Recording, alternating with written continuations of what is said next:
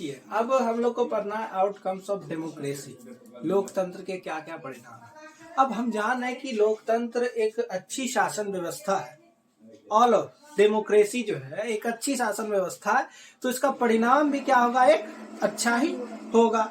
जैसे कि हम देख सकते हैं कि राजतंत्र जो मोनैर्की है, मोनैर्की में हम लोग क्या देखते हैं ना कि भैया सक्सेसर जो होगा वो राजा का बेटा ही राजा बनेगा। जो कि आप सुपर 30 में एक डायलॉग देखते हैं कि अब राजा का बेटा राजा नहीं बनेगा, अब राजा वही होगा जो हकदार होगा। तो मोनैर्की में ये सब क्या है कि एक तरह से डिसेबिलिटीज है, ठीक है। लेकिन डेमोक्रेसी विश्व की सबसे अच्छी शासन व्यवस्था, और जब सबसे अच्छी शासन व्यवस्था है तो उसका परिणाम भी स्वाभाविक है, अवश्यंभावी है कि वो अच्छा ही होगा। वो बात अलग है कि कुछ डेमोक्रेसी ऐसी है जहां पर ज्यादा फ्रीडम लोगों को नहीं है, ठीक। तो सबसे पहला चीज आता है कि democracy produce an accountable, responsive and legislative, वैधानिक, रिस्पॉन्सिव, उत्तरदायी सरकार। मतलब ऐसा नहीं है कि भैया हम कृषि कानून अगर पास किए और बहुत लोग अगर आत्महत्या कर लिए, बहुत किसान अगर अपना आत्महत्या कर रहे हैं तब भी उस कानून पे अडिग है, ऐसा नहीं होना चाहिए, ठीक है। और एक वैधानिक सरकार का निर्माण करती है जो कि जनता के ही द्वारा चुना जाता है। हम देख सकते हैं कि democracy is concerned with ensuring that people have the right to choose their ruler. लोगों को ये अधिकार है कि वो अपने ही रूलर को, शासक को चुनते हैं। दूसरी चीज है कि कंट्रोल ओवर द रूलर्स, उनको अपने शासन पर अधिकार भी रहता है, ठीक है। अगर उसका शासक इस बार काम अच्छा नहीं किया तो हो सकता है कि अगले बार उसका राम सलाम हो जाए, अगला बार भैया फिर वैसे वोट मांगने आओगे 5 साल बाद, ठीक। तो वही चीज है। तो ये अच्छा परिणाम है लोकतंत्र का, क्योंकि भैया जो आपके ऊपर एक तरह से राज करेगा, आप उसको अगर चुन के देख रहे हैं तो वो आपके हित में ही कार्य करेगा।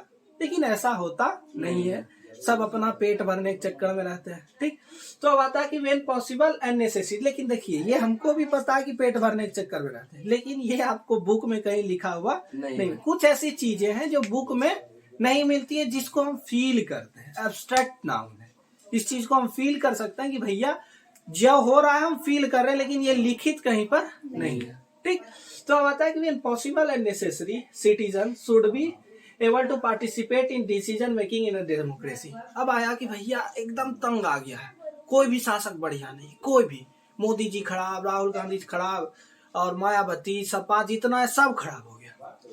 तो अगर जरूरी पड़े और अगर सिटीजन को ये लगे कि अगर जरूरी पड़े और संभावित हो तो लोग उस पॉलिटिक्स में इंटर कर सकते हैं। जैसे बहुत सारे को देखोगे कि अपनी अपनी एक पार्टी बना लेते हैं और अंततः पार्टी को चुनाव, जैसे आम आदमी पार्टी का क्या हाल है था, आज से 10 साल पहले वैसी कोई पार्टी एग्जिस्ट नहीं करती थी, छूट मट हो सकता है। और आपको पता होगा कि केजरीवाल जी एक इंजीनियर थे, ठीक, और उनको लगा कि नहीं, अब एक समय ऐसा आ गया है कि हमको कुछ हट के करना पड़ेगा, क्योंकि कोई भी हमारे हित में अब कार्य नहीं कर रहा है। तो बोले कि हम डायरेक्ट डेमोक्रेसी में ही पार्टिसिपेट कर लेते हैं, लोकतंत्र में ही चले जाते हैं भैया, ठीक है। तो अब आता है कि democracy ensure that decision making is based on the norms and procedure. A citizen has the right and the means to examine the process of decision making, thus democracy entails transparency। लोगों को ये अधिकार है कि वह अपना निर्णय ले सके। ऐसा नहीं है राजतंत्र के तरह कि अगर कोई राजा अच्छा नहीं है तब भी मजबूरी का नाम महात्मा गांधी के तरह राजा को ढो रहे हैं। बहुत सारे ऐसे मुगल वंश में भी शासक आए जो अच्छे नहीं थे, बहुत सारे तुम्हारे स्लेव डायनेस्टी में, गुलाम वंश में जो आए वो शासक अच्छे नहीं थे, लेकिन उनके पास कोई ऑप्शन वैसा नहीं था, न तो वैसा अधिकार था। जो उसके विरुद्ध अपना वो उठाता था आवाज, उनको मार दिया जाता था। लेकिन डेमोक्रेसी में ऐसा कुछ नहीं है, उनको ये अधिकार है कि ये अपना निर्णय ले सकते हैं। आप दूसरे देश जाइए, वेस्टर्न कंट्री में, तो लोगों को यहाँ तक अधिकार है कि वो जिंदा रहे या ना रहे, उसको कहते हैं सुसाइड। आत्महत्या सिर्फ पंखा से लटक करके नहीं होता है। तुम जाओगे आराम से हॉस्पिटल में, एक फॉर्म भरोगे, वो तुमको एक सुई देगा, रेस्ट इन पीस, ठीक है। लेकिन यहाँ पर वैसा कोई अधिकार कानून में नहीं दिया गया। अगर दिया रहता तो पता चलता कि आधा ज्यादा युवा रेस्ट इन पीस है, किसके चक्कर में, तो दिल टूट गया, ठीक है। हाँ, और एक चीज है कि डेमोक्रेसी में ट्रांसपेरेंसी है। अब ट्रांसपेरेंसी क्या बोलेगे सर, आर पार दिखता है कि वहां पर सूरज उड़ा है, वो नहीं। आरटीआई नाम सुने हो ना, राइट टू इंफॉर्मेशन। जैसे चुनाव होता है तो कभी चुनाव होने से 1-2 दिन पहले या 4-5 दिन के पहले वाला पेपर पढ़ोगे तो कहीं ना कहीं तुमको ये मिल जाएगा सभी नेताओं का कितना संपत्ति है, कितना बंगला है, कितना बैंक में पैसा है, ये तुमको देखने के लिए मिल जाएगा। तो ये क्या है, ट्रांसपेरेंसी है कि तुम ये जान सकते हो कि मोदी जी के पास कितना पैसा है। आरटीआई लिखो, अपने से नहीं लिख पाओगे। आरटीआई तुम अपने से लिखने वाले होते हैं, बढ़िया आरटीआई जो लिखते हैं आरटीआई, उनसे लिखवा करके करो, देखो तुमको तुरंत जवाब आएगा। ठीक है, अब आता है for democracy to produce an accountable responsive, वही चीज है कि एक वैधानिक, एक उत्तरदायी सरकार का निर्माण करती है। ठीक है, और आता है कि must ensure regular free fair election, पहले तो नियमित और हाँ regular and free fair election. ठीक है, कि एक तो नियमित और एकदम फ्री से, किसी के अंदर में आकर के नहीं कि अब मोदी जी की सरकार है तो मोदी जी के हित में हम कार्य करेंगे, कोई दूसरी पार्टी अगर खड़ी हो गई तो उसका नेता का पर्चा रद्द कर देंगे, उसको चुनाव लड़ने के लिए नहीं देंगे, ऐसा इलेक्शन कमीशन नहीं करती है। ठीक है, तो अब आता है कि an legislation citizen right to be inform about government policy, government के पॉलिसी के बारे में भी सिटीजन को आपको ये देना पड़ेगा। जैसे कि हम लोग पिछले चैप्टर में देखे पॉलिटिकल पार्टीज में कि सबका एक एजेंडा है, जैसे बीजेपी का हम पढ़े थे कि हिंदुत्व को लेकर के आगे चलती है, हम कांग्रेस का पढ़े कि वो लगभग जो बैकवर्ड कास्ट है उसको लेकर के चलती है, बैकवर्ड नहीं जनरली मिला जुला करके चलने वाली सरकार है। ठीक, तो यही चीज है कि गवर्नमेंट के पॉलिसी को भी वो इन्फॉर्म करती है। जैसे देखोगे कि जब चुनाव होगा तो मुख्यमंत्री या कोई एक बुक निकालते हैं, बुक देंगे किसी को, तो वो बुक में लिखा क्या रहता है, उसमें लिखा रहेगा कि हम आपका नाला बनाएंगे, और बातें लगे कि नाला का आधा ज्यादा ईटा मंत्री जी घर में चल जाएगा। ठीक है, उनका लिखा रहेगा कि हम रोड बनवाएंगे, ये बात लगे कि उसका छड़ा आधा ज्यादा मंत्री जी बेच लेंगे। ठीक, लेकिन वो बुक में लिखा हुआ रहता है कि हम क्या क्या आपके हित में कार्य करेंगे। जैसे अभी तुमको पता होगा कि बीजेपी एजेंडा लेकर के आई थी राम मंदिर वाला 370, असल में राम मंदिर वाला अभी बीजेपी का एजेंडा नहीं है। अगर थोड़ा सा पॉलिटिक्स में इंटरेस्ट रखते हो तो जाकर के 1999 का वाजपेयी जी का भाषण सुनो, अभी भी यूट्यूब पे उपलब्ध है। वो तभी से राम मंदिर का मामला उठा और 370 हटने का मामला उठा, तभी से। नहीं तो मेरे पास एक बुक है पांचजन्य, ठीक है, वो उसको प्रकाशित वाजपेयी जी ही करवाए थे और बहुत अच्छे नेता थे। एज अ बीजेपी लीडर नहीं, एज अ निर्विरोध भी देखो तो भारत के एक अच्छे प्रधानमंत्री में से वो जाने जाते हैं। तो ये शुरुआत से एजेंडा था उसका, हम पहले भी बताते। वो बात अलग है कि अभी जाकर के ये हटा है।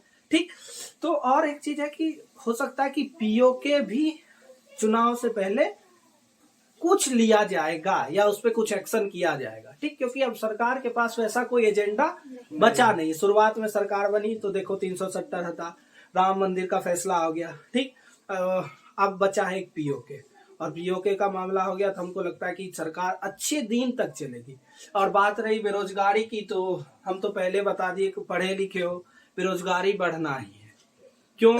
लैंड एरिया तुम्हारा फिक्स है, कृषि तुम्हारा कम हो रहा है, इंडस्ट्रियलाइजेशन कम होगा, तो सीधी सी बात है बेरोजगार मतलब कि जिसको नियमित रूप से, तो जैसे हम कह सकते हैं दुकान वाला, वो भी बेरोजगार ही है, उसको रोजगार प्राप्त नहीं है।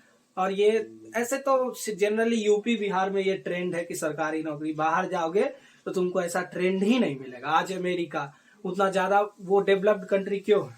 बहुत सारी अच्छी अच्छी कंपनियां अमेरिका से क्यों बिलोंग करती है, यूएसए से? कभी सोचे हो? ट्विटर, माइक्रोसॉफ्ट, ये सब एप्पल क्यों अमेरिका से बिलोंग करती है? क्योंकि अमेरिका के लोगों में ये जो गवर्नमेंट वाला है, वहाँ गवर्नमेंट पॉलिसी नहीं है। और तुमको ये चीज देखने के लिए मिलेगा कि यूएसए में लगभग जितना सेक्टर है सब प्राइवेटाइजेशन हो चुका है, लगभग।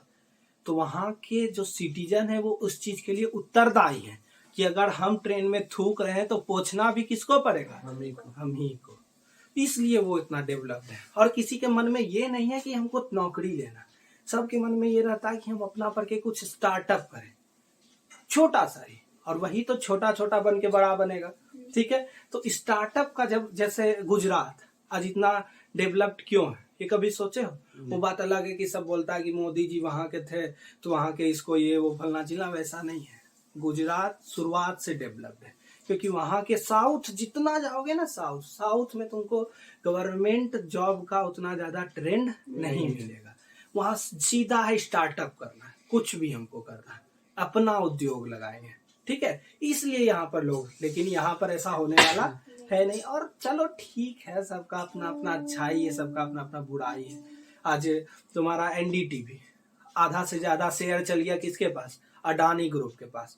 तो एक समय ऐसा आएगा कि तुम अगर अपना कुछ खड़ा करोगे तो हो सकता है कि वो कंपनी तुम्हारी बिक भी जाएगी, लेकिन तुम्हारा जॉब बिकने वाला नहीं है। तो यही है, सब कुछ सब में अच्छाई है, कुछ सब में बुराई है, ठीक। हवा था कि two condition necessary for a democracy to achieve harmonious society. Harmonious society मतलब होता है एक तरह से कि कह सकते हैं कि एक रीति रिवाजों को एक तो मतलब कह सकते हैं कि कंडीशन हार्मोनस सोसाइटी उत्तरदायी तो नहीं होगा हार्मोनस सोसाइटी का। अभी क्या था कि भूल गए भैया, नहीं। तो हार्मोनस सोसाइटी मतलब एक तरह से सामंजस्य समाज का निर्माण करना, ये इसके लिए जो है एक तरह से जरूरी है, क्योंकि डेमोक्रेसी है, आपस में सामंजस्य नहीं बैठाएगा, कन्फ्लिक्ट होगा तो हो सकता है कि तुम डेमोक्रेटिक कंट्री का डी इंटीग्रेशन हो सकता है। जैसे आंध्र प्रदेश में क्या हुआ, वही चीज हुआ ना। एक समय ऐसा आया कि आंध्र प्रदेश और तेलंगाना अलग, बिहार क्या हुआ, वही चीज ना हुआ कि झारखंड अलग। क्यों हुआ? क्योंकि यहाँ की जो गवर्नमेंट है वो हार्मोनस सोसाइटी नहीं स्टैब्लिश कर पाई। मतलब झारखंड में जितने संथाली लोग हैं और बिहार में जितने जनरल कास्ट के लोग हैं, दोनों में सामंजस्य मतलब एक तरह से बैठा नहीं सकी। सामंजस्य मतलब समझ में आता है? तालमेल, बस और कुछ नहीं। जैसे हो सकता है कि कभी तुम बहन को अपना एक थाप मार देता हो, कभी बहन तुमको एक थाप मार देते हो। तो क्या करते हैं पापा कि तुम मारा तो तुमको बाहर में ठंडा बाहर में खड़ा कर देते हैं कि जाओ 25 घंटा तुम बाहर रहो। ऐसा होता है? नहीं। हो सकता है कि कभी मार लगता होगा, दोनों को लग जाता हो। तो ये होता है सामंजस्य बैठाना, ठीक है। तो यही है कि डेमोक्रेसी जो है ये सामंजस्य, इसको जरूरी है कि ये आपस में सामंजस्य बैठाए अपने समाज में, नहीं तो वो डी इंटीग्रेटेड हो जाएगा। इसका उदाहरण भी हम दे दिए, झारखंड ले लो, आंध्र प्रदेश, तेलंगाना ले लो, ठीक है। अब आता है कि majority and minority opinions are not permanent. किसी, जैसे हम कह सकते हैं श्रीलंका का अगर ले लें तो एक ही जो मेजोरिटी में थे उसकी बात को लेकर के आगे चल रहे थे। आप भारत का संविधान पढ़िए, भारत के संविधान में शुरुआत से ये नियम है कि जो माइनॉरिटीज में है, मुस्लिम को प्रेफरेंस दिया गया आरक्षण, SC ST को प्रेफरेंस दिया गया आरक्षण। तो संविधान डायरेक्ट हमारा उल्टा है कि तुम मेजॉरिटी बहुमत वाले लोगों को, बहुसंख्यक लोगों को आगे लेकर के नहीं चलोगे, तुमको मिला के चलना पड़ेगा। देखो, निष्पक्ष बनना पड़ेगा। ऐसा नहीं है कि तुम सिर्फ माइनॉरिटी लेके चलो, और ऐसा नहीं है कि सिर्फ तुम मेजॉरिटी लेके चलो। और ऐसा होता है कि कभी कभी कुछ एक्स्ट्रा दिखाने के चक्कर में कुछ लोग एक्स्ट्रा कर बैठते हैं। जैसे कि हो सकता है कि समझो तुम्हारे पापा की एक दोस्त है जो बचपन में उसके साथ पढ़ती थी, लड़की है, उसका बेटा बेटी हुआ है और तुम्हारा बेटा बेटी है। अब दोनों एक जगह पार्टी में मिला और तुम्हारा बेटा उसकी बेटी को एक थप्पड़ मार दिया। असल में गलती उसी का था, उस लड़की का। उसका बॉल और कुछ ली होगी और तुम्हारे पापा दिखाने के चक्कर में कि हम निष्पक्ष हैं, जाके अपना बेटा पटापट पटापट पटापट मार दी। तो ये हुआ ओवर एक्टिंग। पहले बिना किसी चीज के एक कारण को, रीजन को जाने बिना हाथ नहीं छोड़ना, निष्पक्ष बनिए। और निष्पक्ष बनने के चक्कर में कुछ ओवर मत कीजिए। तो वही चीज डेमोक्रेसी में लागू होता है कि निष्पक्ष बनिए और निष्पक्ष बनने के चक्कर में कुछ ओवर मत कीजिए। अब इतना मत आरक्षण दे दीजिए कि कहीं ना कहीं उसी को वो ले डूबे। और ठीक है, तो अब आता है कि democracy is not simple rule by majority opinion. Democracy में जो बहुसंख्यक लोग होते हैं सिर्फ वही राज नहीं करते हैं, ठीक है।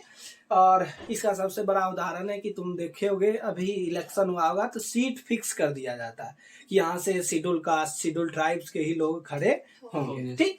अब आता है कि the majority needs to work with the minority, उसको मिलकर काम करना पड़ेगा एनी हाउ, ठीक।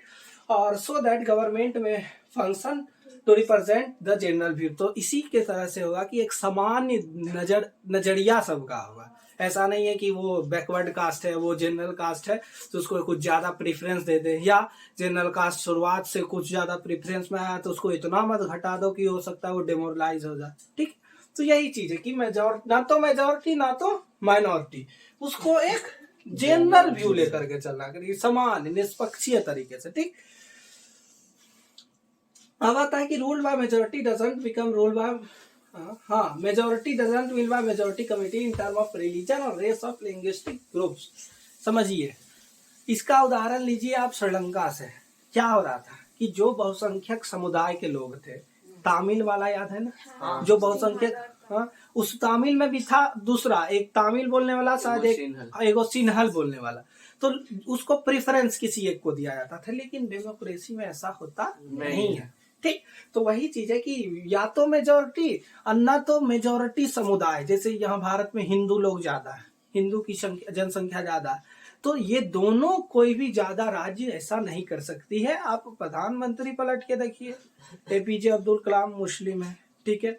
राष्ट्रपति पलट के अभी देख लीजिए, अभी आपकी राष्ट्रपति द्रौपदी मुर्मू, ठीक है, शेड्यूल्ड ट्राइब्स आदिवासी जनजाति से बिलोंग करने वाली। तो हमारा संविधान ऐसा कहता है और आपको कहीं ना कहीं ये लागू करना पड़ेगा। लेकिन ये चीज कहीं ना कहीं आज से अगर 2 दशक पीछे जाए तो ऐसा कुछ हम लोगों को देखने के लिए नहीं मिला था। एक वंशवाद चलता रहा था कि वो घर, वही घर का फिर प्रधानमंत्री वो बनेगा, उसी की प्रधानमंत्री ये बनेगी। तो इस चीज को खत्म हुआ ना आज सबको प्रोत्साहन मिल रहा है। आज अगर झारखंड में जाओ तो हम देवघर में बहुत दिन रहे, 3-4 साल रहे, ठीक, तो वहां के लोग सही में मतलब सामान्य रहते थे। और लोग आज देखते हैं कि असल में जो आपकी राष्ट्रपति जी हैं द्रौपदी मुर्मू, उनसे हम भी मिले हुए, लेकिन उस समय हमको वो पता नहीं था कि आने वाले समय में वो राष्ट्रपति बनेगी। उस समय झारखंड की राज्यपाल थी।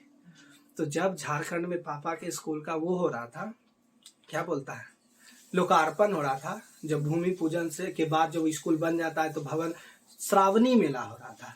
तो सावन स्टार्ट होने से एक दिन पहले वो आई थी और भाषण वसन दी थी, हम लोग भी मिले थे। एक बहुत बड़ा, हम फोटो दिखाएंगे, बहुत बड़ा शिव जी का मूर्ति लगा था, तो उन्हीं पे पूजा करने के लिए आई थी। तो उस टाइम तो राज्यपाल थी और आज भी वो क्या है, राष्ट्रपति। तो वो कहीं ना कहीं झारखंड के लोगों के लिए, संथाल लोगों के लिए एक रोल मॉडल बन गई कि अब ये नहीं है कि जनजातीय लोग सिर्फ जॉब लेकर के या किसी मतलब समझ लो सामान्य जिंदगी काटे। अब भारत का सर्वोच्च नागरिक अगर आप बन गए हैं तो आप एक रोल मॉडल बन गए हैं किसी के लिए, ठीक है। लोग नाम लेते हैं, जैसे कभी कभी देखोगे कि बहुत लोग गाली देता है कि बिहारी है, बिहारी है, और स्टेटस लगाता है कि बिहार से हुए राजेंद्र प्रसाद, बहुत लोग, गुरु गोविंद सिंह, तो ये सब चीज लगाते हैं। तो वो बिहारी लोगों के लिए एक रोल मॉडल बन गए जी, कि हम भी राजेंद्र प्रसाद जी की तरह बन सकते हैं। तो ये एक रोल मॉडल धीरे धीरे, तो वही चीज रोल मॉडल है। तो डेमोक्रेसी यही चीज लाता है कि ना तो मेजोरिटी ना तो माइनॉरिटी और ना तो मेजोरिटी समुदाय जैसे हिंदू, ठीक। अब आता है कि democracy remains democracy so long as every citizen has chance of beginning in majority at some point of time. अगर किसी समुदाय से हो, किसी जात से हो या किसी जेंडर से हो, पिछले चैप्टर में पढ़ा है ना जेंडर, किसी जेंडर से हो, तो इसका अर्थ ये नहीं है कि उस कारण से उसको जो है डेमोक्रेसी में हिस्सा लेने नहीं दिया जाए, वंचित रखा जाए, ठीक है। इसका मतलब क्या होगा, वंचित, मतलब उसको डेमोक्रेसी में हिस्सा लेने से वंचित रखा जाए। उसका सिर्फ एक कारण हो कि वो आदिवासी जनजाति से, ठीक है, कम्युनिटी से, तो ऐसा नहीं है, ठीक है। अब आता है कि वही पहले वाला चीज है, फिर से रिपीटेड हुआ, तब भी हम पढ़ा दे रहे हैं कि आउटकम्स ऑफ डेमोक्रेसी, कि लोकतंत्र का क्या अंततः परिणाम निकलता है। तो सीधी सी बात है, there are certain things that democracy must provide, कुछ चीजें प्रोवाइड करती है। सबसे पहला चीज है कि ना democracy people have the right to choose their rulers, उनको ये अधिकार है कि अपना शासक को वो चुन सके, ठीक। अब आता है rulers and people will have control over them, और लोगों पर उनका अधिकार भी है। अगर मोदी जी अच्छा काम नहीं करेंगे तो अगला साल कांग्रेस की सरकार बनेगी, कांग्रेस अच्छा काम नहीं करेगा तो बीजेपी की बनेगी, दोनों नहीं करेगा तो आम आदमी की बनेगी। और नहीं होगा तो कोई नया पार्टी जन्म लेगा तब तक मैं, ठीक। अब आता है whenever possible and necessary citizen should be able to participate in decision making that affects them all. अगर संभव हो, अगर जरूरी हो तो लोग इसमें हस्तक्षेप या पार्टिसिपेट भी कर सकते हैं, ठीक। अब आता है कि it is right to expect democracy to produce a government that follows producers and is accountable to people. Democratic government develops mechanism for citizen, regular, free and fair election, open public debates समझते हो ना, वाद विवाद जो होता है, जो होता है न्यूज चैनल पे, लेकिन कभी कभी कुछ एक्स्ट्रा हो जाता है, लोग गाली उली भी देने लगता है, ठीक। तो अब आता है कि उसके लिए एक इलेक्शन भी करवाना है रेगुलर, ठीक, और फ्री फेयर। फिर आता है कि दिया हुआ है कि debates on the major policies and legislation, जैसे बहुत सारे पॉलिसीज पर डिबेट होता है। देखोगे कि अभी सुशांत सिंह राजपूत का फिर से केस खुल चुका है। वहां के एक कर्मचारी का है कि हमको बोलने के लिए रोका गया कि जो है कि सुशांत सिंह राजपूत ये का केस सुसाइड केस नहीं है, उनका पैर फ्रैक्चर था। और आपको पता रहना चाहिए कि पैर फ्रैक्चर में कोई फांसी नहीं लगाता और फांसी का वैसा कोई दाग भी नहीं था। और बोला गया, और इससे ज्यादा हम नहीं बताएंगे। And citizen right to information about the government and its function, और इनको क्या है कि प्रोवाइड किया जाता है कि सरकार क्या क्या कर रही है। ऐसा नहीं है कि कुछ बिल ऐसा पास कर दिया गया जो आपको पता ही नहीं हो, ठीक है। जैसे जीएसटी लागू हुआ, कैसे मोदी जी आए रात में बोले कल से मित्रों, कल से 500 और 2000 के नोट बंद हो जाएंगे। तो इनकी जानकारी दी गई, ठीक है। आपको 24 घंटे पहले ये जानकारी दिया गया और ये भी बताया गया कि अगले 1 महीने तक आप अपना सारा नोट चेंज करवा सकते हैं। ये नहीं कि आप जो थाक लगा के तुम रखा है सब गया भीतर, ठीक। देखिए अब आता है कि democracy is the better form of government than other. जो लोकतंत्र है वो किसी दूसरे गवर्नमेंट के फॉर्म से बढ़िया है। तो इसका क्या तर्क है आपके पास? जैसे कोई आदमी पागल है तो क्या तर्क है उसके पास? तो उसको जब गर्मी लगता है तो नाली में जाकर सो जाता है। तो सबसे बड़ा आपके पास प्रूफ यही है, ठीक। दूसरी बात है कि जब उसको भूख लगता है तो जाके सीमेंट बालू खाता है। दूसरा कारण ये है। अब आता है कि based on the idea of deliberalization, कहने का मतलब है कि उदारवादी जानते हो ना, लेकिन डीलिबरलाइजेशन मतलब होता है एक तरह से समझिए कि धीरे धीरे सुधार होना, अचानक नहीं। 9th का हिस्ट्री पढ़ो, उसमें पढ़े होगे 3 तरह के लोग होते हैं, कंजर्वेटिव, लिबरल और एक उदारवादी। तो होते ही हैं जो धीरे धीरे सुधार चाहते हैं। कंजर्वेटिव होते हैं जो सुधार ही नहीं चाहते, एकदम सीमित, जैसे तुम्हारा डायरेक्टर है, ठीक है, कि वो कुछ नहीं सुधार चाहता है, समाज जैसा है वैसे ही रहने दो। बेटी 10 हाथ दूर ही रहे, पागल है आदमी, बेटी 10 हाथ दूर रहे। यहाँ देखो जाके अभी एक एनडीए क्रैक की है लड़की, ठीक है, लड़की है, उसके पिताजी भी कर्नल है, माताजी भी उनकी जॉब में, और बेटी जब करके आई तो गला मिली, तो क्या हो गया, उसे खराब हो गया ना, पागल आदमी, बुद्धि भ्रष्ट है। दस the necessary delay in the implementation. तो है क्या ना कि भैया जब उदारवादी है और धीरे धीरे सुधार होगा, किसी चीज पे वार्ता होगी, तो स्वाभाविक है कि सुधार होगा, लेकिन धीरे धीरे होगा। कोई चीज तुरंत बदलने वाला नहीं है। आज 370 हटा तो वहां सुधार धीरे धीरे हो रहा है, पॉपुलेशन धीरे धीरे बढ़ रहा। अचानक ने पता चला कि तुरंत मॉल बन गया, सब चीज एकदम पूरा हाईवे बन गया है, ऐसा कुछ चीज नहीं हुआ। कोई भी चीज, कोई सुधार धीरे धीरे ही होता है, ठीक। और जो अचानक सुधार हुआ है, समझ लो उसके पीछे कुछ बहुत बड़ा रीजन है। जैसे कोई आदमी अचानक समझ लो अमीर बन गया, तो समझ लो कुछ गलत काम किया। अब इसका एग्जांपल लेते हैं। मेरे घर के सामने एक बंटी था, हकलाता था। सबसे पहले उसको पहले हम लोग साथ क्रिकेट खेलते थे, वो हमसे बहुत बड़े थे, 10 साल लगभग, उससे भी ज्यादा। तो उसको सब पहले बोलता था बंटी हकला, ठीक। गया पूना महाराष्ट्र में, कमाया 2-3 महीना, उसके बाद आया तो मार फोर्ड का गाड़ी खरीद रहा, 4 व्हीलर। क्रिकेट खेला तो मैच लगाता था 55,000 का। कहाँ हम लोग 20-21 रुपया, 51 रुपया से हाईएस्ट नहीं जाते थे, वो 5,000 का मैच लगा लेता था, और वो छोटा सा मैदान में। क्या कर रहा है इतना, हम बॉल घेरा खो जाए तो पूरा हमको दे दे 500 रुपया के, जा 4 डब्बा बॉल लेकर जा। लेकिन कहाँ से लाया है। तब 3-4 महीना जब बीता तो उसके घर में छापा पड़ा महाराष्ट्र पुलिस का। तो पता चला कि ये क्या किया कि महाराष्ट्र में जो एक कंपनी थी, ट्रक का मालिक था, ये ट्रके उड़ा दिया, पूरा बेच लिया ट्रक। तो यही चीज है कि कोई जब अचानक अमीर हो गया है तो उसके पीछे कुछ ना कुछ गलत कार्य है। जब पहले उसको बंटी हकला बोलता था सब, और जब कमा का आया सब उसको बंटी भगवान बोलने लगा कि कैसा चेंज आया। ठीक है, तो वही चीज है कि जब धीरे धीरे सुधार होगा तो स्वाभाविक है कि इसमें कुछ देरी होगी। ठीक है, फिर आता है कि decisions are acceptable to people and are more effective. अब जो सुधार करने के लिए डिसीजन लिया जाएगा वो क्या होता है कि लोगों के द्वारा एक्सेप्टेबल होता है और इफेक्टिव भी होता है। इसका सबसे बड़ा एग्जांपल आप 370 ही ले सकते हैं कि लोगों ने इसको स्वीकार किया कि नहीं सही बात है।